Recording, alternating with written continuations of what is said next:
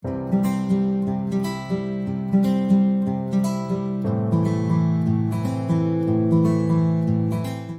orang-orang kafir itu berandai-andai waktu di dunia jadi muslim. Berarti ketika itu dia sudah menyesal salah pilih agama waktu di dunia. Gitu. Ya, jadi orang-orang kafir nanti itu bakal berandai-andai, aduh tahu gini gue Islam dulu. Gitu. Nah alhamdulillah kita muslim, harus kita syukuri. Ya. Itu satu contoh.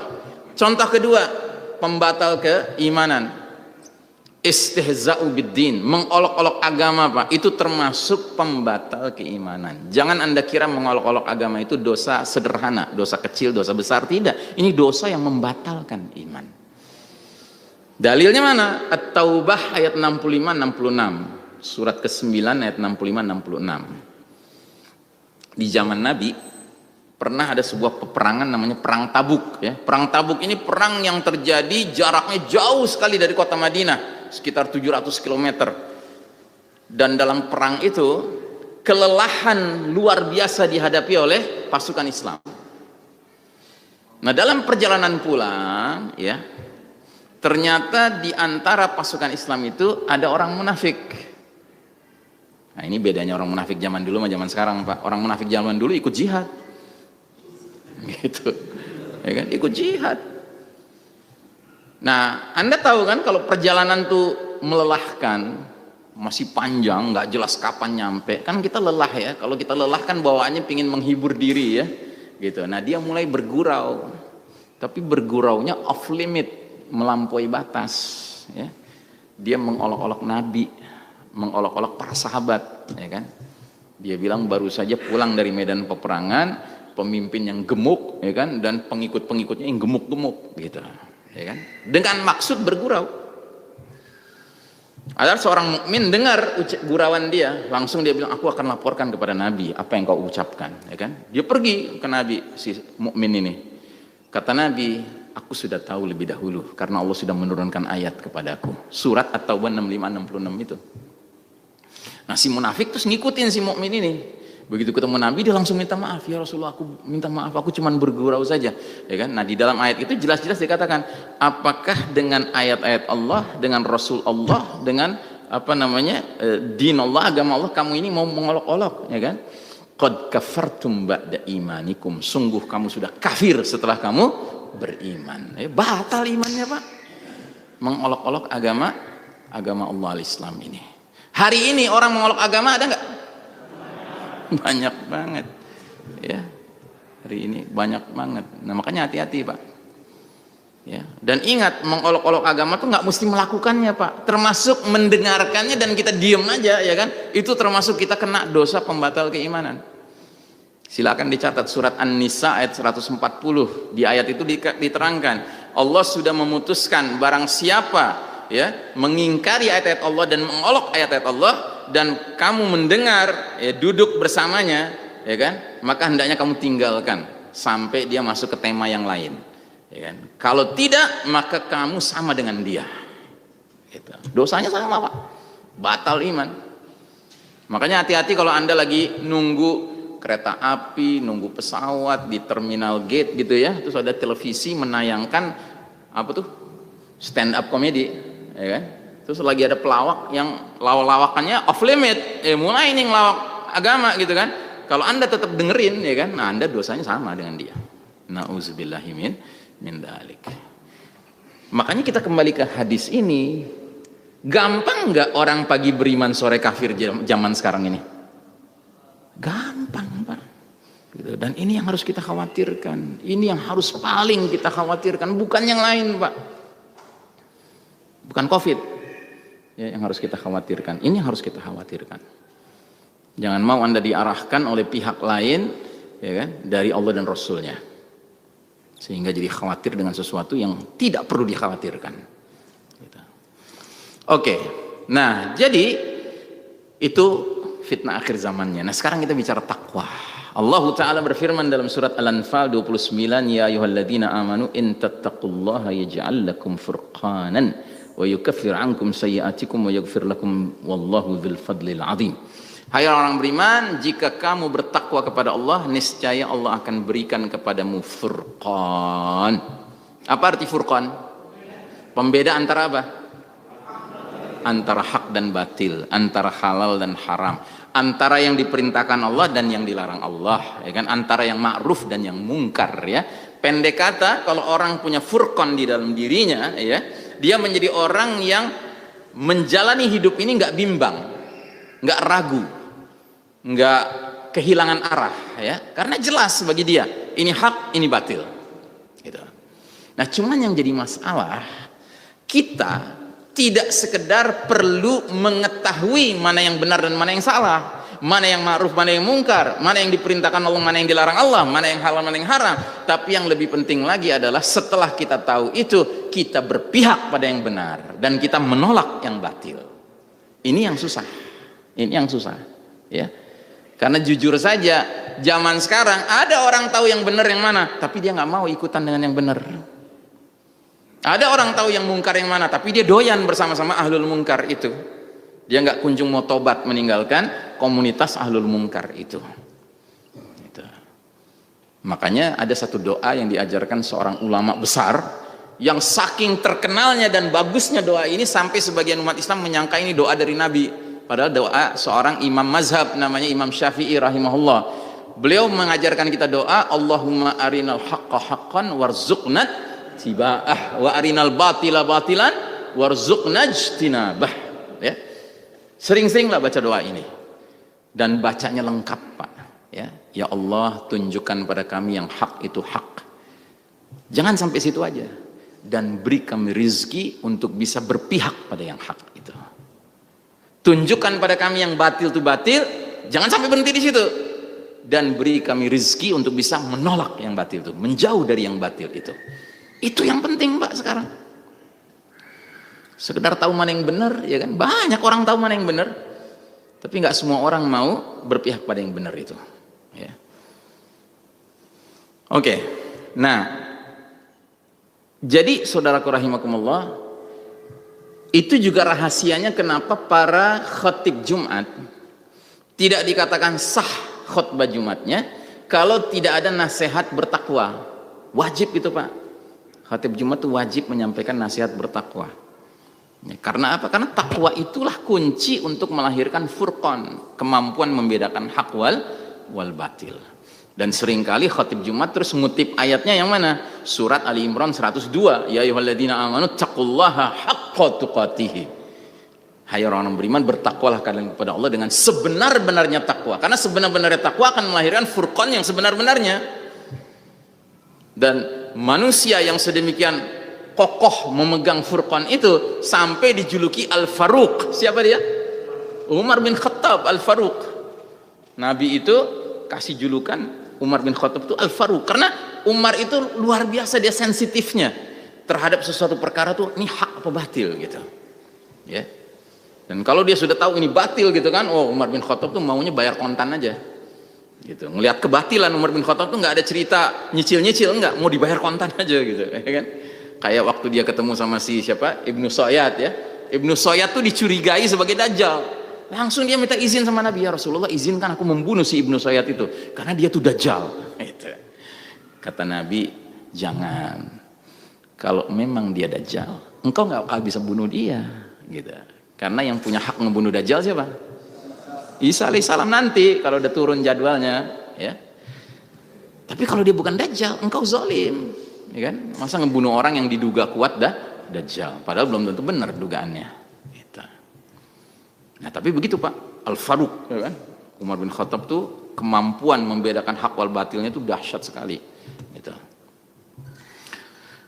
Nah, dalam surat Al-Maidah ayat 3, Allah Subhanahu wa taala berfirman, Al-yawma ya'isal ladina kafaru min dinikum fala takhshawhum wakhshawun. Pada hari ini orang-orang kafir telah putus asa untuk mengalahkan dinmu, agamamu. Sebab itu janganlah kalian takut pada mereka, tapi takutlah kepadaku, kata Allah Subhanahu wa taala. Perlu Anda ketahui, ayat ini turun menjelang wafatnya Nabi Muhammad sallallahu alaihi wasallam.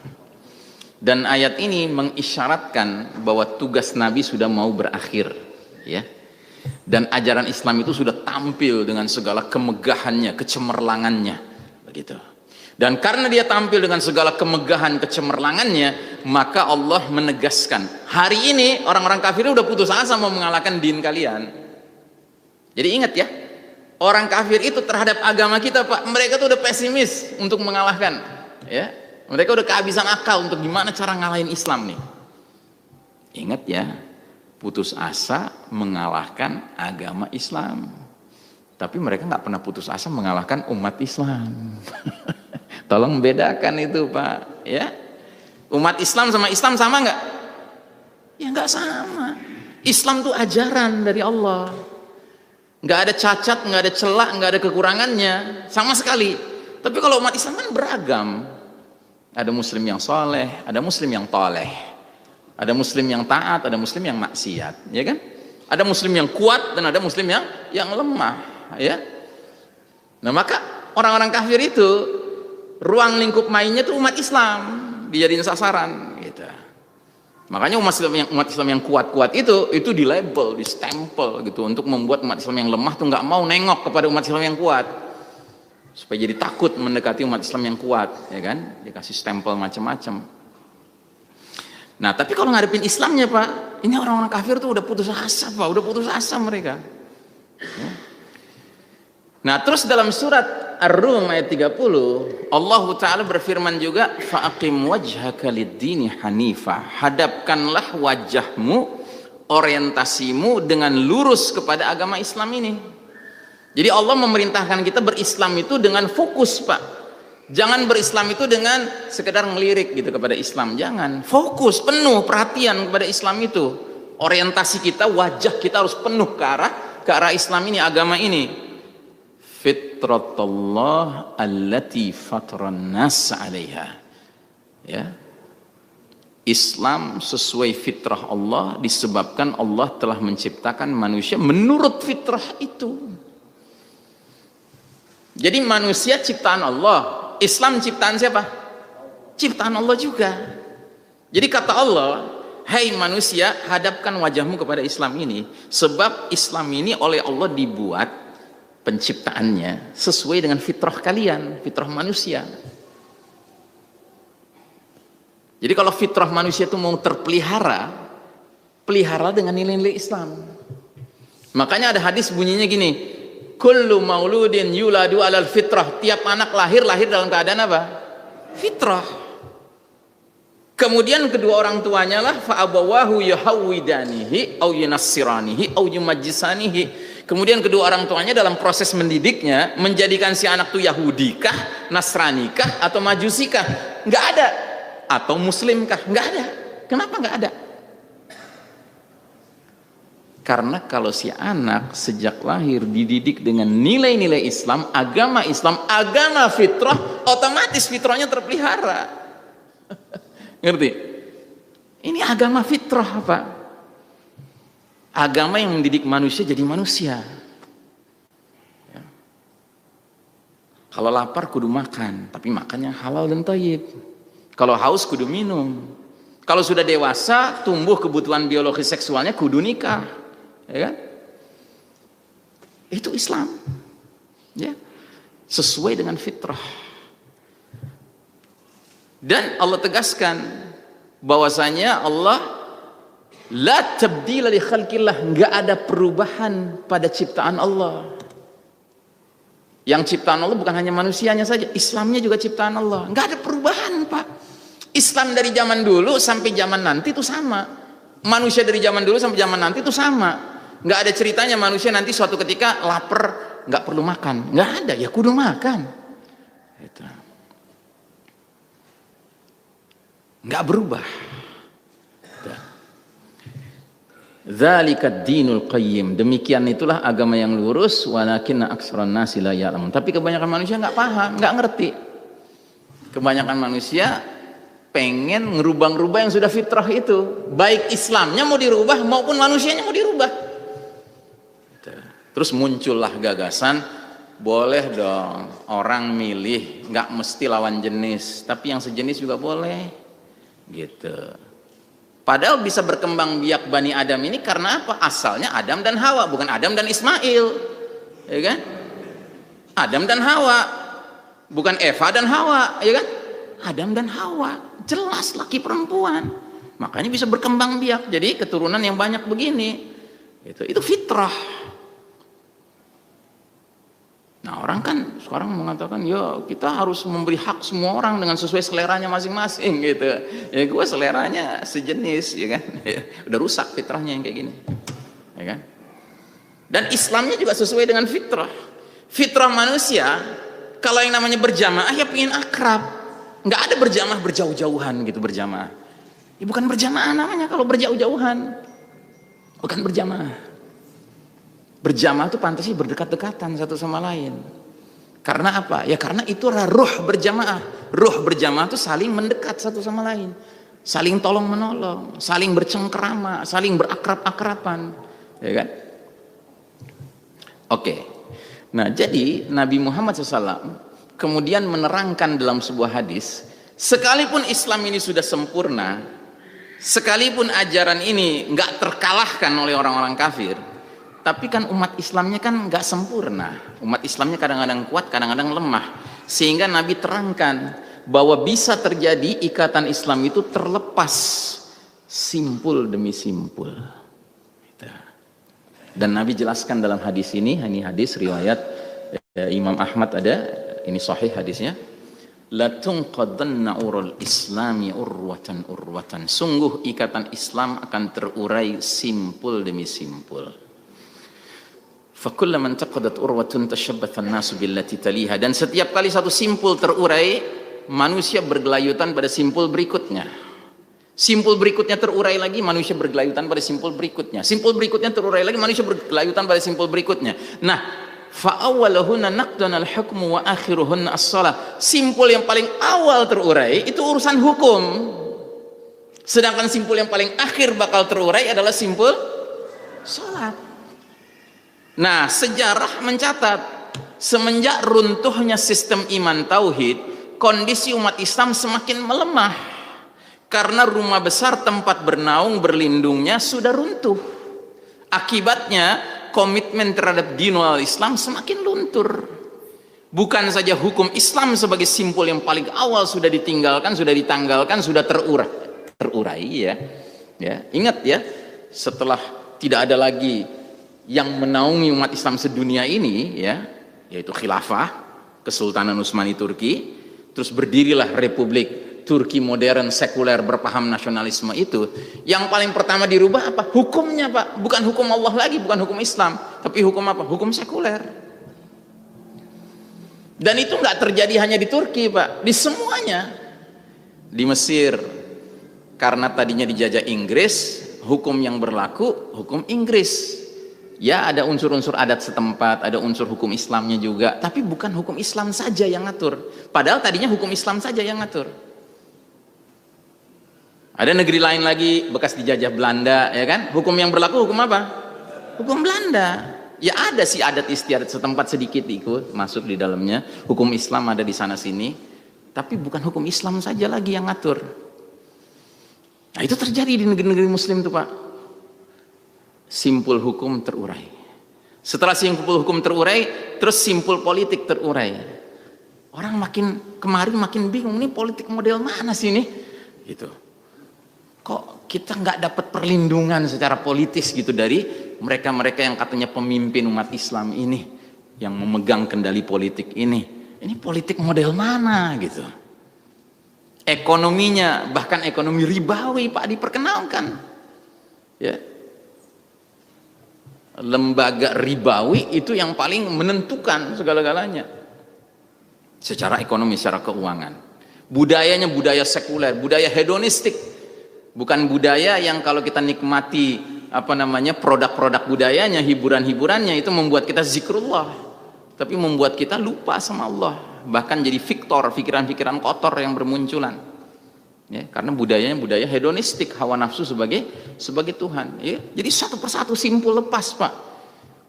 Terus simpul pendidikan, ya, bukan pendidikan Islami lagi yang ada sekarang, pendidikan sekuler.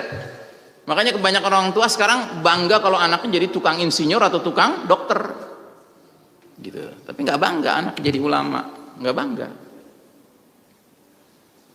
Terus bidang medis, ya kan? Simpulnya terurai. Kalau dalam Tibun Nabawi, konsep dasarnya apa? Wa idza maritu fahuwa yashfin. Kalau aku sakit, siapa yang menyembuhkan? Allah yang menyembuhkan. Tapi dalam sistem medis non-Islam ini yang sudah terurai ini, andalannya siapa? Dokter andalannya. Dokter itu seolah-olah yang menentukan nasib sehat sakitnya si pasien. Si dokternya jumawa, si pasiennya bergantung sepenuhnya. Gitu. Sampai muncullah dokter-dokter yang berani setelah diagnosa, aduh maaf Pak, saya punya berita buruk buat Bapak. Umur Bapak tinggal 3 bulan. Ini gimana ceritanya nih? Gitu, ya kan? Ya, jadi bidang medis udah nggak lagi bergantung kepada Allah penyembuhan itu, ya kan? Semua bergantung kepada apa kata dokter. Di bidang militer, ya kan?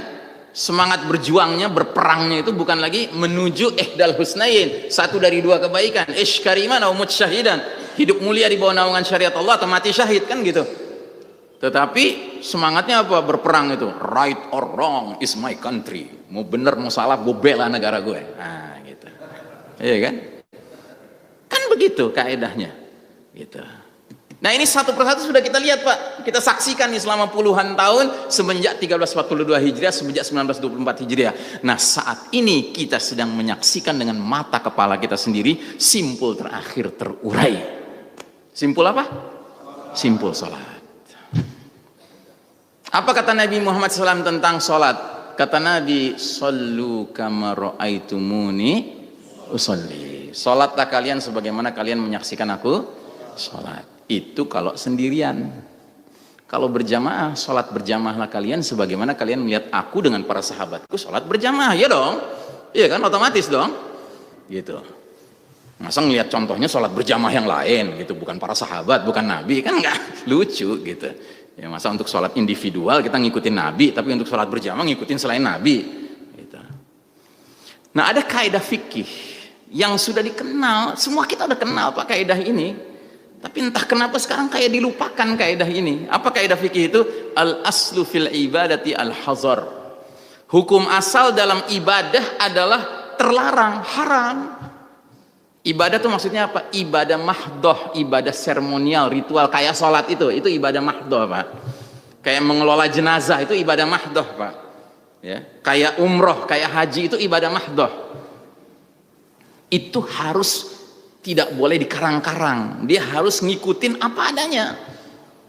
Ya, maka suatu ibadah tidak disyariatkan kecuali ibadah yang disyariatkan oleh Allah dan Rasulnya. Ya, lain dengan muamalah, ya, muamalah itu bukan ibadah. Kalau muamalah itu asal hukumnya mubah, boleh, kecuali yang dilarang. Jadi kita mau berkreativitas dalam jual beli itu silahkan, asalkan nggak ngelanggar yang dilarang. Tapi nggak ada ceritanya kreativitas dalam sholat, nggak ada. Gitu. Kita kreatif dikit lah, gitu, bikin apa hiasan-hiasan di lantainya masjid, gitu, ya kan? Hiasannya kayak main galasin gitu. Nggak ada itu dalam Islam, nggak ada. Kata Nabi SAW, para sahabat bilang Rasulullah SAW datang kepada kami untuk mengusap bahu-bahu dan dada-dada kami. Ini sebelum sholat nih. Terus Nabi bersabda apa? La takhtalifu sufufukum fatakhallafu qulubukum. Janganlah kalian berselisih dalam shaf kalian sehingga berselisihlah hati kalian. Berselisih itu maknanya dua, Pak. Janganlah shaf itu nggak lurus, ya kan? Dan janganlah shaf itu nggak rapat. Gitu. Shaf itu mesti lurus dan rapat. Itu namanya tidak berselisih. Tapi begitu dia nggak lurus, nggak rapat, ya kan? Pasti terjadi perselisihan hati. Saya nggak tahu pengalaman Anda. Kalau pengalaman saya pribadi semenjak yang sekarang diberlakukan ini, Pak, ada semacam kerenggangan hubungan antara mereka yang pergi ke masjid, Pak. Nggak akrab kayak dulu. Gitu. Kayak apa ya? Kayak semua saling jaga. Negur kagak, apalagi salaman gitu. Senyum kagak kelihatan, ya kan? Begini pastinya. Makanya saya sekarang Pak punya kebiasaan kalau belanja, ya kan, pakai ginian nih, ya kan, nanti di kasir tuh, Pak saya lagi senyum loh Pak, gitu, ya kan, karena kan kita tahu hadisnya, senyum itu sedekah, gitu. Sementara dia nggak ngelihat kita senyum, ya kita terpaksa ngasih tahu. Nah jadi kata Nabi, kalau softnya itu nggak rapat, nggak lurus, apa yang terjadi? Hati berselisih, ya.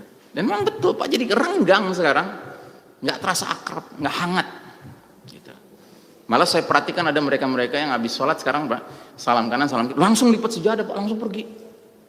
Kayak entah kenapa kayaknya nggak mau wirid lagi gitu. Dan kita kan jadi tersinggung ya, oh gue nularin penyakit nih gitu.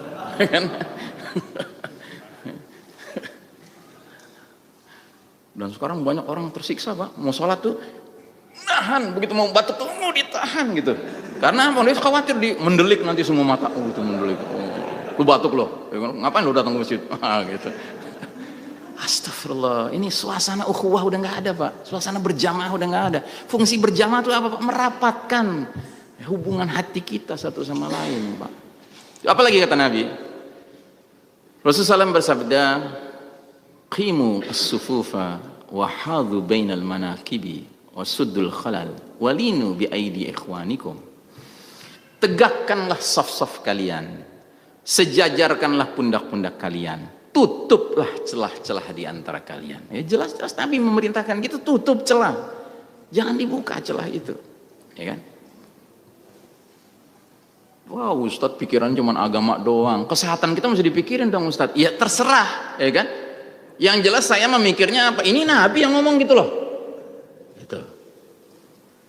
Nabi pasti kalah sama mereka-mereka yang punya gelar, wow, segala SP ini, SP itu, SP itu. Nggak mungkin.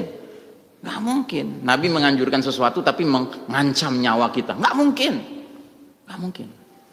Gitu. Dan lemah lembutlah terhadap kedua tangan saudara kalian. Jadi maksudnya gini, kalau kita ngeliat ada celah nih di depan kita, soft depan nih, ya kan? Kita tahu nih celah kita masih bisa masuk situ, tapi jangan masuknya itu dengan kasar, gitu, dengan lembut, ya, karena ini tangan kanan kiri itu tangan saudaramu. Terus Nabi ngomongin soal celah lagi, dan kali ini Nabi ngomong konsekuensinya. Apa kata Nabi selanjutnya? Ya, wala tazaru furujatin lisyaitan, dan janganlah kalian biarkan celah-celah itu untuk syaitan. Jadi jelas-jelas Nabi menerangkan kalau ada celah di antara orang yang sholat berjamaah, yang nongkrong di celah itu siapa? Syaitan. Pernah ada hadis Nabi ngelihat sahabat agak berjarak sedikit aja, terus Nabi bilang, aku tadi melihat ada anak domba, setan seukuran anak domba di celah kalian gitu. Itu celahnya segini Pak, kalau celahnya 1,5 meter Pak. Kakek domba kali, ya kan? Atau mungkin satu keluarga domba kali gitu, ya kan? Ya kan? Kakeknya, neneknya, emaknya, bapaknya, semua cucu-cucunya, ya kan? Mantu-mantunya pada ngumpul semua, gitu, ya kan? Apa kita mau Pak, masjid-masjid kita lebih diramaikan setan daripada diramaikan orang beriman, ya kan? Itu pilihan pada Anda, itu pilihan pada Anda, gitu loh, ya. Kalau saya mah nggak mau, gitu. Makanya kalau saya sholat di tempat yang distancing sekalipun gitu kan, saya bawa tuh anak, setidaknya ada teman satu gitu, saya berdua dia rapet, terserah yang lain mau bagaimana gitu. Saya nyatakan di depan Allah, ya Allah saya berusaha, saya nggak nguasain masjid ini, saya bukan yang menentukan di masjid ini, saya nggak bisa maksa, ya kan, tapi saya setidak-tidaknya menunjukkan di hadapan Allah saya tetap menjalankan sunnah Nabi, ya kan? Terus apa kata Nabi selanjutnya? Ini yang mengerikan nih. Waman wasala saffan wasalahullah, waman qata'a saffan qata'ahullah. Barang siapa menyambung saf, Allah menyambung dia. Barang siapa memutus saf, Allah memutus dia. Ngeri nggak? Nyambung putus ini urusan apa? Urusan silaturahim, urusan rahmat. Jadi merasa udah selesai nih sholat berjamaah di masjid nih, ya, pakai manhaj WHO gitu, ya kan? Terus pulang ke rumah, alhamdulillah sholat berjamaah, mudah-mudahan dirahmati Allah. Boro-boro, gitu, ya kan? Lo putus rahmat Allah atas pilihan lo sendiri, gitu. Ngerti? Ya. Jadi ini logika keimanan Pak. Saya mengajak kita semua, ayo kita berlogika keimanan Pak, sebelum yang lainnya, gitu. Karena tidak mungkin ini digariskan oleh Nabi untuk menimbulkan celaka pada kita. Nggak mungkin, Pak, nggak mungkin. Dan tadi sudah saya jelaskan, hari ini orang